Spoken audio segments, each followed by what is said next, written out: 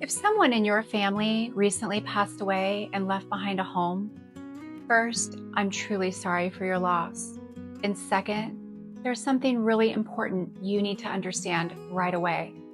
Selling that home is nothing like a regular real estate transaction. The process is different, the timeline is different, the paperwork is different, and the stakes are higher because you're not just dealing with a house, you're dealing with an estate, a family, and a legal process that has to be done right. My name is Amanda Sweetz. I'm a realtor and certified probate real estate specialist with Keller Williams Realty of the Palm Beaches. And I specialize in helping families navigate exactly this situation, probate and inherited home sales throughout North Palm Beach County. In this video, I'm going to break down what probate real estate actually is, how the Florida court process works, and why it matters so much to have the right guidance from the start. Let's get into it. So, let's start at the beginning. What is probate? Probate is the legal process through which a deceased person's estate, their property, assets, and debts is formally administered and distributed. When someone dies and leaves behind real estate, that property typically has to go through probate before it can be sold or transferred to heirs. Here in Florida, the probate process is handled through the county circuit court. So, if someone owned a home in Palm Beach Gardens, Jupiter, or anywhere in Palm Beach County, their estate would go through the Palm Beach County court system. Now, not every property has to go through probate. If the home was held in a living trust, or if it was jointly owned with the right of survivorship, it might pass directly without going through the courts. But for most people who owned a home solely in their own name, probate is required. And here's what catches families off guard. You generally cannot sell the property, make major decisions about it, or even remove belongings from it until the court has appointed someone called the personal representative to legally manage the estate. So, step one, before anything else, is understanding whether probate is required and getting that process started. Florida actually has two main types of probate, and which one applies to your situation makes a big difference. The first is called summary administration. This is the faster, simplified version, and it's only available when the total value of the estate's probate assets is $75,000 or less, or if the person passed away more than 2 years ago. Summary administration can sometimes be completed in as little as a few weeks. The second, and far more common, is formal administration. This is the full probate process and is required when the estate exceeds $75,000 in value. In Florida, formal administration typically takes 6 months to a year or more, depending on the complexity of the estate and whether there are any disputes among the heirs or creditors. During that time, the home is part of the estate. It's still accruing property taxes, insurance costs, HOA fees, if there are any, and general maintenance expenses.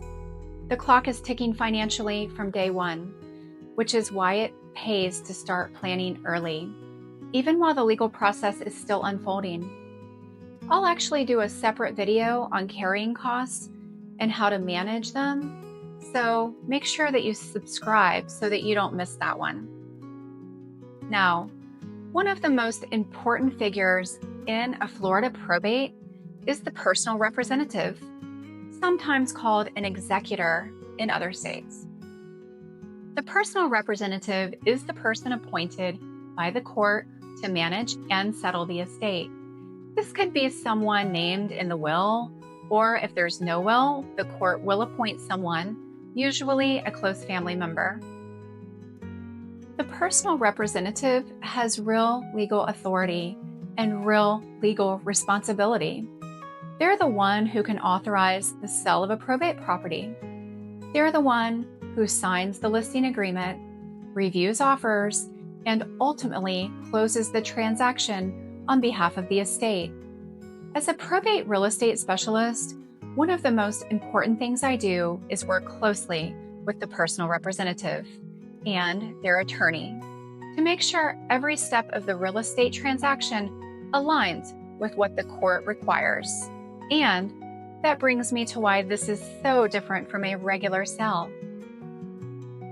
In a normal real estate transaction, the seller is a person. They make decisions, they sign documents, and the process is relatively straightforward. In a probate sale, the seller is an estate, a legal entity managed by the court. That changes almost everything. For example, in some probate situations, a sale has to be confirmed by the court before it can close. The court may set a minimum sales price. There may be creditor claims against the estate that have to be resolved before the proceeds can be distributed. And the timeline is driven by the court, not the buyer, not the seller, or even the real estate agent. A regular real estate agent, even a great one, may not have the experience to navigate these complexities. I've seen transactions fall apart or families lose money simply because the right guidance wasn't in place from the very beginning. That's not to scare you. I just want you to understand why it matters so much to work with someone who has specific training and certification in probate real estate. As a certified probate real estate specialist, CPRES, I know how to coordinate with probate attorneys, communicate with the court, and protect the interests of the estate and the heirs throughout the entire process.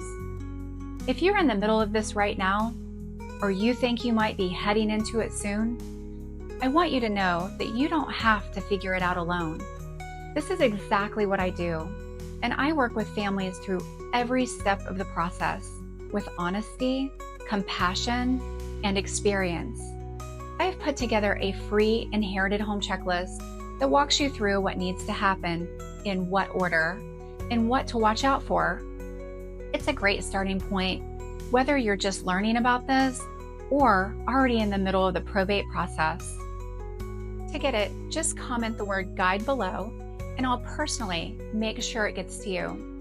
You can also find the link in the description or directly in my bio. And if you're ready to talk through your specific situation, I offer a free, no obligation consultation. There's no pressure, no sales pitch, just an honest conversation about where you are and what your options look like. I'll see you in the next video, where we're going to go deeper into what heirs actually need to do before an inherited home can be listed for sale. Until then, take care of yourself, and remember, your next chapter is your best.